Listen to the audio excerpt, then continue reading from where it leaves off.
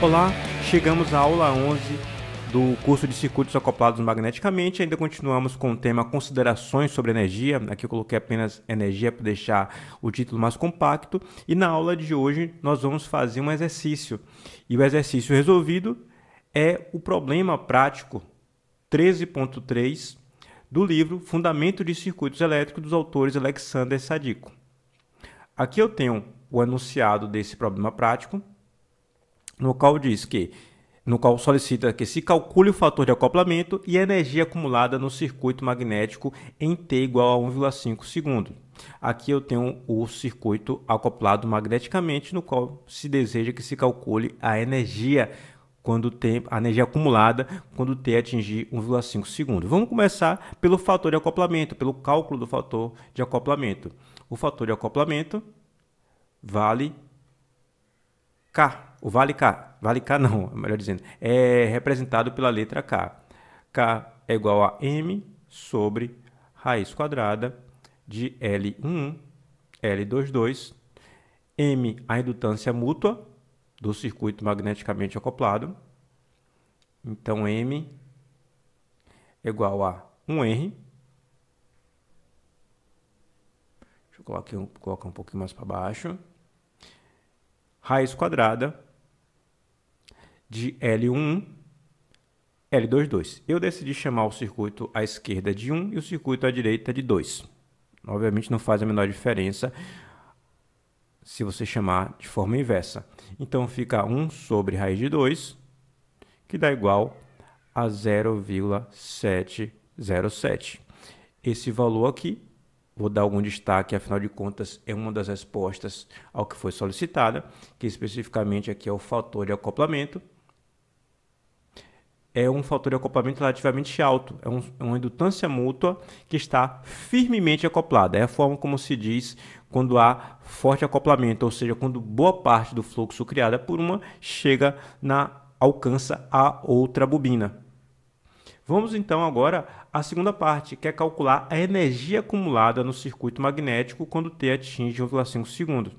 A gente precisa calcular as correntes, afinal de contas, a gente tem que usar a expressão 1 meio de L1 e 1 ao quadrado, mais 1 meio de L22 e 2 ao quadrado, mais ou menos M e 1 vezes I2, que a gente viu nas duas aulas prévias. Isso aqui é continuidade, parte do pressuposto que, obviamente, você está acompanhando o curso. Então, vamos para esse cálculo. Para isso, eu tenho de transformar, ou melhor, para facilitar a minha vida, eu vou transformar os valores que estão no domínio do tempo para o domínio da frequência, ou seja, as tensões e correntes se tornam fasores, enquanto que as indutâncias e capacitâncias se tornam reatâncias. Vamos fazer isso. Como fazemos isso? De forma bem simples. A primeira coisa é identificar a frequência do circuito. A frequência desse circuito, aqui dado, 100 cosseno de 2t, ou valor de pico da tensão vezes cosseno de ômega-t. A frequência angular do circuito, portanto, é ômega igual a 2 radianos por segundo. Essa é a frequência das correntes e tensões do circuito. E agora eu devo pegar esses valores e transformar em reatâncias. As resistências, uma vale 4 ohms e a outra vale 2 ohms, no domínio da frequência elas mantêm o seu valor. Mas vou fazer o seguinte, eu vou começar tudo aqui da esquerda para a direita. Em primeiro lugar, eu vou transformar a tensão 100 cosseno de ômega-t para o fasor tensão. E como é que a gente faz isso? Aqui eu tenho que 100 cosseno de 2t, quando eu coloco no domínio da frequência, se torna o valor de pico sobre raiz de 2 com um ângulo 0 grau. Cosseno de 2t mais θ, o θ é o ângulo que aparece aqui. E o θ, nesse caso, é 0. 100 sobre raiz de 2 dá 70,7. Não preciso colocar o valor do ângulo, afinal de contas é 0. A resistência de 4 ohms se mantém em 4 ohms. A reatância capacitiva, ou melhor, a capacitância de 1 sobre 8 farad vai se tornar 1 sobre 8 farad, aqui é volts e aqui também é volts, né? 1 sobre 8 farad vai se tornar menos J 1 sobre ômega C, ou menos J 2 vezes 1/8. Isso aqui resulta em, aqui corta, fica um 4, e esse 4 sobe e fica, portanto, menos J4 ohms. Tenho aqui duas indutâncias, uma de 1 Henry e outra de 2. Essa aqui se repete de 1 e vai ter o mesmo valor no domínio da frequência. Então, vou fazer logo as duas de vez. Uma de 1 Henry, que uso, obviamente, o ômega L, e, portanto, ômega é 2, L é igual a 1. Nesse caso, fica 2, desculpa aqui, ó, J 2 ohms. E a outra que vale 2 Henry será igual também a J ômega L, vai ser J 2 da frequência angular vezes 2 da indutância, J 4 ohms. Devo substituir, portanto, esses valores à esquerda por esses que eu acabei de encontrar no domínio da frequência. Esse circuito, portanto, se torna esse aqui. Já está aqui ilustrado, inclusive com dois sentidos de corrente já feitos. Em azul, o destaque é para os valores que, obviamente, se tornaram domínio da frequência, e em vermelho aqui, duas correntes já indicadas, porque eu quis indicar nesse sentido. Depois vamos discutir bastante sobre esse sentido de corrente ainda nessa videoaula. Quase não sai a frase inteira. Vamos lá, vou começar pela malha 1. Vou fazer análise começando desse ponto e retornando ao mesmo ponto. Passo, portanto, por essa fonte de tensão e encontro a tensão de menos 70,7. Queda de tensão nessa resistência, mais 4 e 1, menos J4 e 1, passando por essa capacitância, encontro a autoindutância do circuito 1, mais J4 e 1. Agora eu tenho uma queda de tensão mútua, a queda de tensão no circuito, no circuito 1 devido à corrente que circula no circuito 2. Vai ser igual a valor da indutância mútua, J2 vezes I2, e aqui falta descobrir se é mais ou se é menos. E como eu faço isso? Venho aqui para o circuito 2. A corrente sempre circula do mais para o menos, portanto, onde tem ponto tem a mesma polaridade, então aqui é menos, aqui é mais. A queda de tensão no circuito 1 será, portanto, positiva. Coloco aqui o mais. Isso aqui é igual a zero. Dando só uma breve organizada, eu posso cortar esses dois valores, só trocar a cor para dar mais destaque. Posso cortar esses dois valores.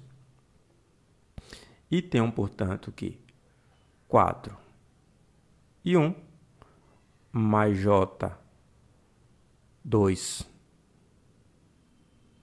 e 2 é igual a esse 70,7. Esse é o circuito da malha 1. E essa eu vou chamar de equação 1. Agora eu preciso analisar as tensões na malha 2.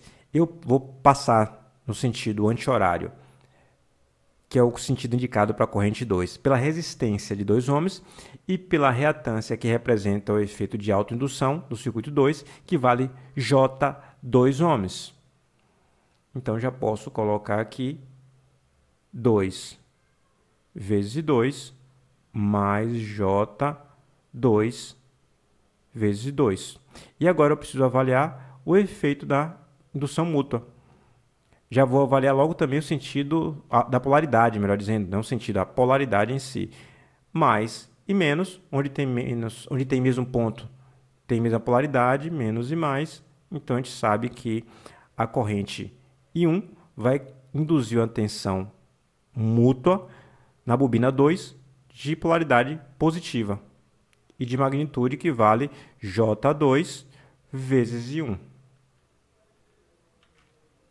Então, vamos seguir aqui adiante. Mais J2 vezes I1 é igual a zero. Só organizando, apenas aqui eu tenho I2, então fica... Ou melhor, posso fazer o seguinte, ó, posso cortar esse 2 está multiplicando esses três elementos.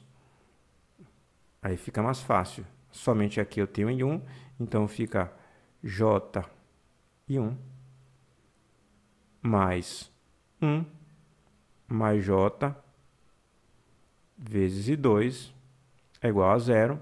Essa aqui eu vou chamar de equação 2. E isso aqui é a malha 2. Pronto. Eu tenho duas equações, duas incógnitas. A essa altura do campeonato, parto do pressuposto que você não tem dificuldades em resolver equações lineares com sistema de equações lineares com números complexos. Se você tem dúvida, eu coloco na descrição do vídeo um link para uma aula que nós tratamos disso. Mas vamos seguir adiante.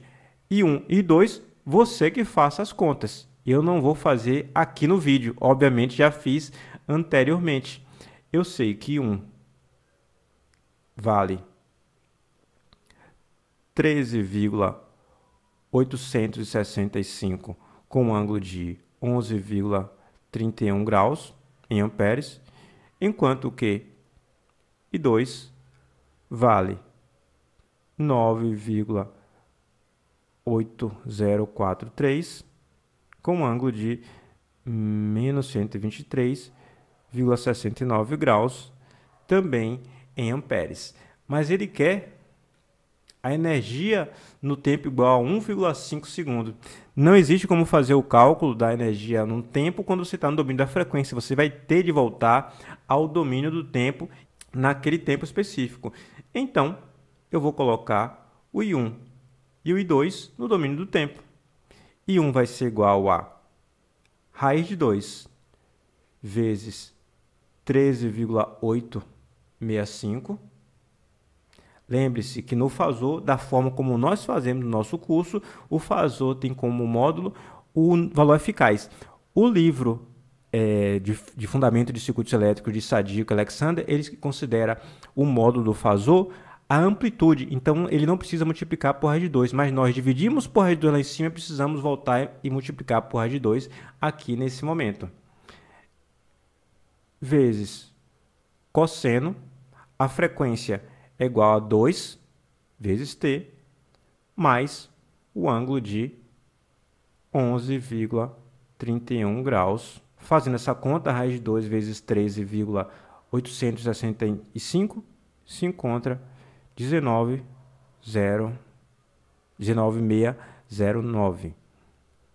Cosseno de 2t mais 11,31 graus. A mesma coisa nós fazemos com I2.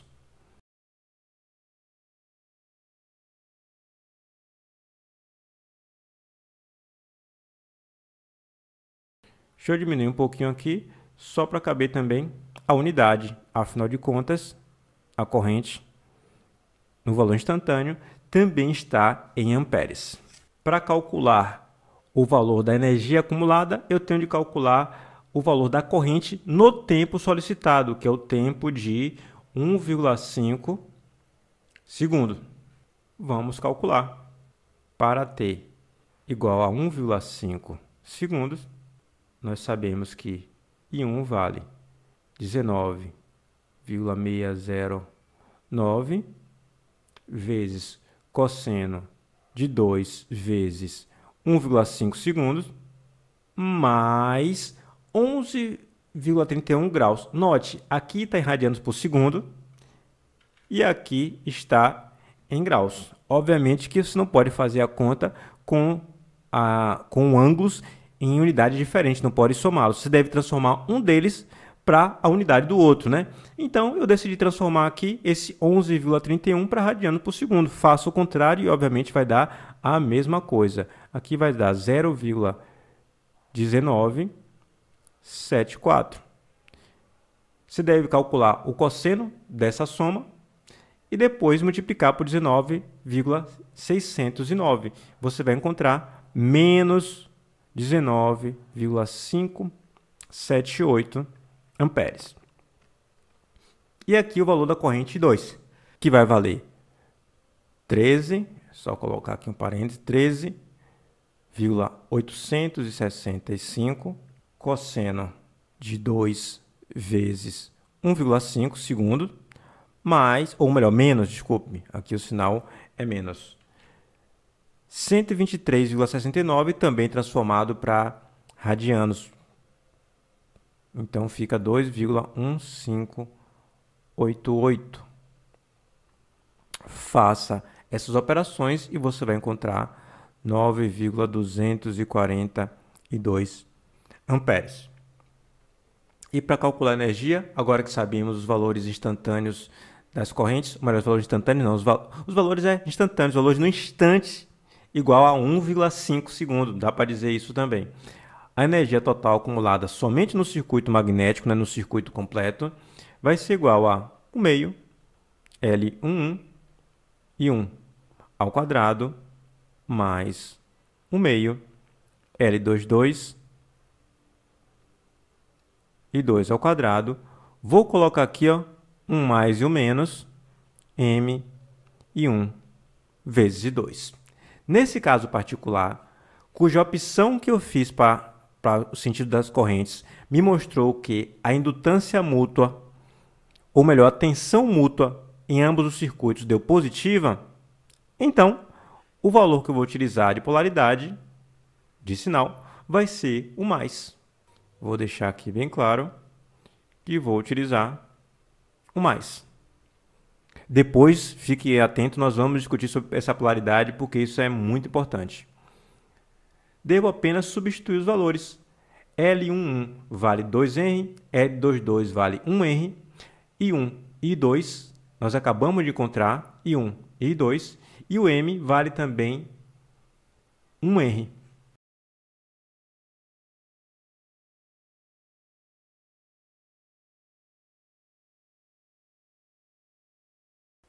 Faça essas contas todas e você vai encontrar um valor de aproximadamente 245,07. A resposta que eu encontrei não bateu exatamente com a resposta dada pelo Alexandre Sadico. Eu não sei se foi algum erro de casas decimais ou minha ou dele. Ele também é um autor de livro, não é obviamente uma entidade divina e também pode errar, assim como eu também. Então o valor deu muito próximo, mas não deu idêntico ao que está lá. Refaça as contas e veja quem foi que errou, poste aí nos comentários para que os demais possam ter essa resposta. Mas vamos à discussão que é mais relevante agora, que é a discussão do sinal. Note só, você poderia perfeitamente ter feito a escolha de uma das correntes num sentido diferente ao que eu fiz. Você poderia perfeitamente ter escolhido, por exemplo, a corrente 2 no sentido horário. Vamos supor que você tivesse feito isso. Se você tivesse feito a escolha da corrente 2 no sentido horário, significa dizer que a indutância mútua, que a gente fez as contas, teria um sinal negativo na sua magnitude. Então, aqui também seria negativo. A mesma coisa aconteceria na indutância mútua da malha 2. Aqui seria negativo e aqui, portanto, também seria negativo. Se a corrente I2 foi trocado o sentido, a única diferença que daria na resposta do sistema é que o sentido estaria invertido ou equivalentemente, isso equivale a somar 180 graus Na resposta da corrente 2, você encontraria um valor com mais 180 aqui. Seria menos 123,69 mais 180. Faça essa conta. O que equivale a dizer que a corrente I2, quando você fizesse as contas numéricas, encontraria também um valor aqui com mais 180, obviamente, né? Aqui também teria um mais 180.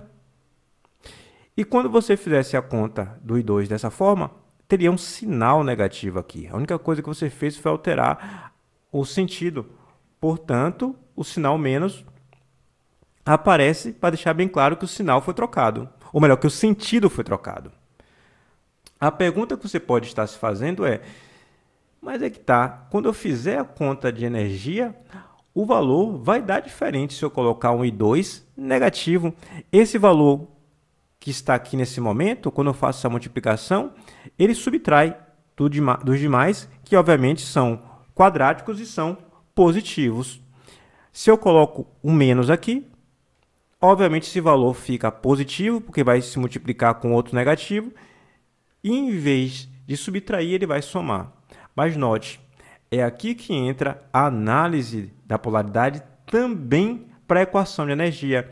Sabendo você que na sua escolha original as tensões mútuas elas subtraem, então aqui você faz a escolha do valor da polaridade para a parcela de energia correspondente à tensão mútua como negativa. Essa a chave para você acertar a questão.